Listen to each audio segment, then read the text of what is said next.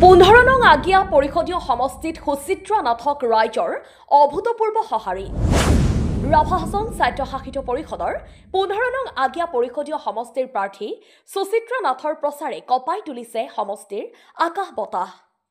আনপিনে ৰাইজৰ অভূতপূৰ্ব সঁহাৰিয়ে নিদ্ৰা হৰিছে আন দুগৰাকী প্ৰাৰ্থীৰ। আনপিনে সুচিত্ৰা নাথৰ প্ৰতিটো প্ৰচাৰ অনুষ্ঠানতে সমষ্টিবাসী ৰাইজৰ বিপুল সঁহাৰি পৰিলক্ষিত হয়। ৰাভা হাছং স্বায়ত্তশাসিত পৰিষদৰ নিৰ্বাচনৰ দিন চমু চাপি অহাৰ লগে লগে ব্যস্ততা বাঢ়িছে প্ৰতিজন প্ৰাৰ্থীৰ। সমষ্টিৰ প্ৰতিটো দলেই নিৰ্বাচনী যুঁজত নামি পৰাৰ সমান্তৰালভাৱে 15 নং আগিয়া সমষ্টিৰ পৰা ভাৰতীয় জনতা পাৰ্টিৰ প্ৰাৰ্থী সুচিত্ৰা নাথৰ হৈ শিলডল ভাঙি ওলাই আহিছে সাধাৰণ ৰাইজে। সুচিত্ৰা নাথ জিন্দাবাদ আদি ভোটাৰৰ শ্লোগানেৰে জয় জয় ময় পৰিৱেশৰ সৃষ্টি হয়।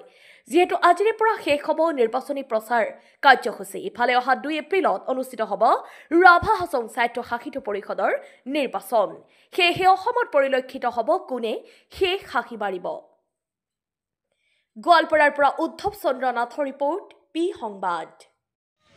যোৱাবালি যি ধৰণে ৰাইজে বিপুল ভোট দি পেলাই জিকাইছিলে সমষ্টিৰ পৰা, কাৰণ যিহেতু মোৰ এইটো সমষ্টি বিভিন্ন জনগোষ্ঠীৰে ভৰা, প্ৰতিটো জনগোষ্ঠী অসমত যিমান জনগোষ্ঠী আছে এইটো সমষ্টিত সিমানে জনগোষ্ঠী আছে আৰু প্ৰতিটো জনগোষ্ঠীৰ ওচৰলৈকে গৈছোঁ আৰু প্ৰতিটো জনগোষ্ঠীৰ ৰাইজে বিপুল সঁহাৰি জনাইছে, মৰম কৰিছে, আশীৰ্বাদ কৰিছে আৰু প্ৰতিটো জনগোষ্ঠীৰ লগতে এই 5 বছৰে মই ভাল সম্পৰ্ক এটা বজাই ৰখাৰ কাৰণে চেষ্টা কৰিছোঁ আৰু দলৰ হৈ কাম কৰি গৈছোঁ, ৰাইজৰ হৈ কাম কৰি গৈছোঁ।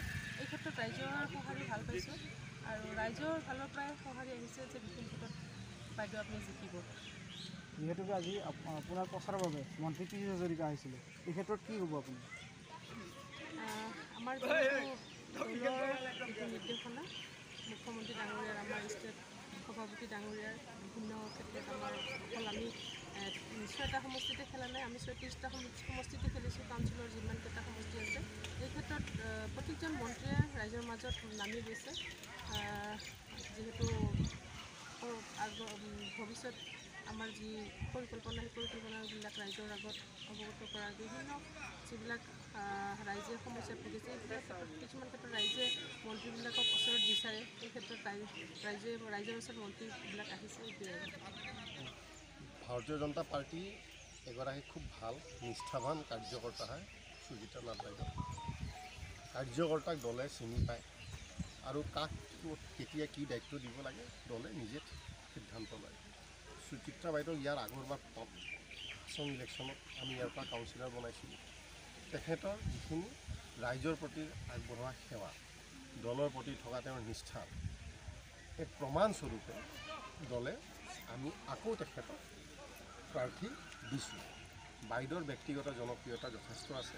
বাইদেউ এগৰাকী খুব ভদ্ৰ মহিলা বুলি সকলোৱে কয়, ভাল মহিলা বুলি কয়, মৰমীয়াল মহিলা বুলি কয় আৰু যিমানখিনি পাৰে কাউন্সিলৰ পৰা ধন আনি এই অঞ্চলত কাম কৰাৰ চেষ্টা কৰিছে। অকল কাউন্সিল বুলি নহয়, তেখেতে অসম চৰকাৰতো দিছপুৰত গৈ নিজৰ অঞ্চলৰ কাৰণে কি ধৰণে উন্নতি কৰিব পাৰি, কি চৰকাৰী আঁচনি আনিব পাৰি, সদায় তেখেতে সেই দিশত ব্ৰতী হৈ থাকে। তাৰ কাৰণে মই সুচিত্ৰা বাইদেউক কোটি কোটি ধন্যবাদ জনাইছোঁ। আৰু বাইদেউৰ বিপক্ষে কেণ্ডিডেট এগৰাকী আছে কংগ্ৰেছৰ, এগৰাকী আছে নিৰপেক্ষ। এইটো দুয়োগৰাকী নিজৰ ভিতৰত সেইটো আমাৰ লগত তেখেতসকলৰ কোনো কম্পিটিশ্যন নাই। আমি য'তেই গৈছোঁ ৰাইজৰ খুব বিপুল সঁহাৰি লাভ কৰিছোঁ। তেখেতসকল নিজৰ মাজত কোন ছেকেণ্ড হ'ব, কোন থাৰ্ড হ'ব তাক লৈ কম্পিটিশ্যন কৰিব আৰু আপোনালোকে নিশ্চিন্ত হৈ থাকক। 2 তাৰিখৰ হ'বলগীয়া নিৰ্বাচনত যোৱাবাৰতকৈ বহুত বেছি ব্যাপক ব্যৱধানত সুচিত্ৰা বাইদেউ বিজয়ী। যিহেতুকে বাইক ৰেলী হৈছিল ৰাতিপুৱা, শ লোক ওলাই আহিছিল এই বাইক ৰেলী, শ যুৱক বন্ধু, মহিলা, উঠি অহা মহিলা বান্ধৱীসকল, কিছু জ্যেষ্ঠ নাগৰিক, সকলোৱে আমি খুব আনন্দ উল্লাসৰ মাজেৰে সুচিত্ৰা বাইদেউক জিকাবৰ কাৰণে বাইক ৰেলী কৰিলোঁ আৰু ৰাইজে আমি সুচিত্ৰা নাথ জিন্দাবাদ, বিজেপি জিন্দাবাদ বুলি যিফালদি গৈছোঁ, ৰাইজ ঘৰৰ পৰা চবে পদূলিলৈ ওলাই আহি দুৱাৰ খুলি আমাক খুব সুন্দৰকৈ হাত জোকাৰি হাত বাউলি দি আমাক খুব ভালকৈ ৰেছপন্স দিছে আৰু সেইকাৰণে আমি এই সমষ্টিৰ সকলো ৰাইজৰ ওচৰত কৃতজ্ঞতা জ্ঞাপন কৰিলোঁ আপোনালোকৰ যোগেদি।